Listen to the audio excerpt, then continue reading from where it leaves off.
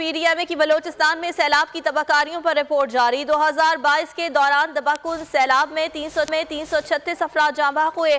Report میں یہ بتایا گیا ہے مختلف علاقوں سے 12,95,000 افراد نے نقل مکانی کی ہے۔ PDMA کی جانب سے اس رپورٹ میں مزید کیا اعداد و شمار دیے گئے ہیں یہ جانیں گے۔ ہمارے ساتھ غضنفر ہمارے نمائندے موجود ہیں۔ جی غضنفر بتائیے گا۔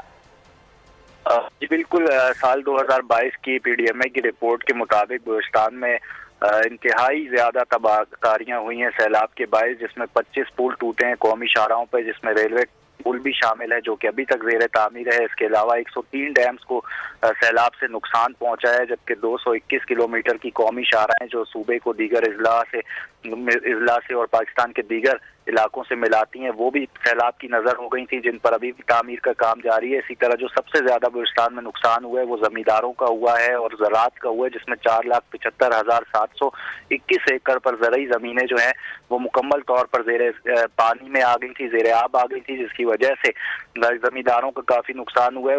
اسی وجہ سے جو ہے سبزیاں اور دیگر ریٹ جو ہے چاول گندم کا قحط ہے بلوچستان میں، اور آٹے کا ریٹ بھی بڑھ چکا ہے۔ ساتھ PDMA کی رپورٹ کے مطابق سیلابی صورتحال کے دوران جو ہے 10 لاکھ سے زائد لوگوں نے جو ہے وہ زائد لوگوں تک جو ہے وہ امداد پہنچائی گئی ہے PDMA کی جانب سے، جس کی وجہ سے کسی حد تک جو ہے وہ گزارا ہوا ہے، لیکن ابھی بھی جو ہے صورتحال انتہائی تشویشناک ہے بلوچستان کے علاقوں میں، جو خاص کر صوبت پور اور نصیر آباد کا ڈویژن ہے، لسبیلا کا ڈویژن ہے، وہاں پہ ابھی بھی لوگوں کو امداد کی شدید ضرورت ہے۔